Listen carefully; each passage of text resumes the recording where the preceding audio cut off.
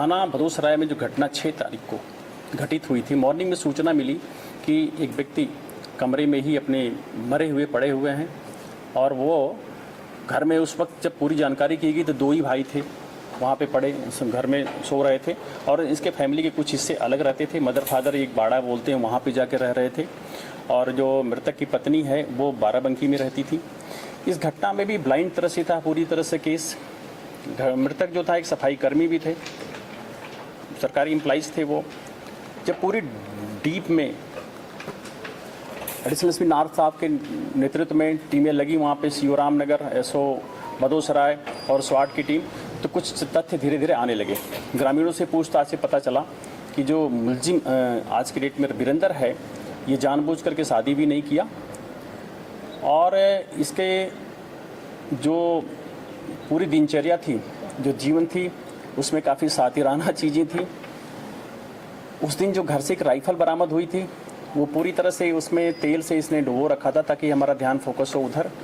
घटनास्थल के इंस्पेक्शन पे जो हमारी फील्ड यूनिट गई और ऑफिसर्स हमने इंस्पेक्शन किया तो मालूम चला कि जिस एंगल से गोली मारने की कयास वो बार बार बताना चाह रहा था सबको और उस समझाना चाह रहा था, उस एंगल से गोली लग नहीं सकती।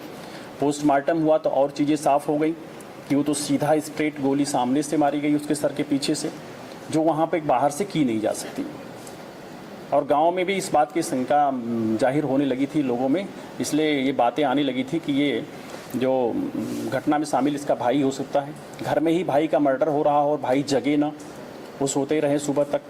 तो ये सारी चीज़ों के परिप्रेक्ष्य में जब इनसे पूछताछ की गई गहराई से, तो इसने घटना को स्वीकार किया और फिर बताया कि मैंने एक तमंचे से इनको मारा था और उसने बरामद भी कराया है।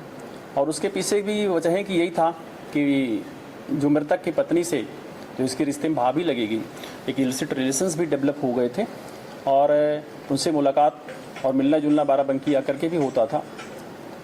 मृतक के पास अच्छा खासा LIC थी, करीब 50 लाख रुपए उसके मरने पे मिलता। नौकरी उसकी पत्नी को मिल जाती।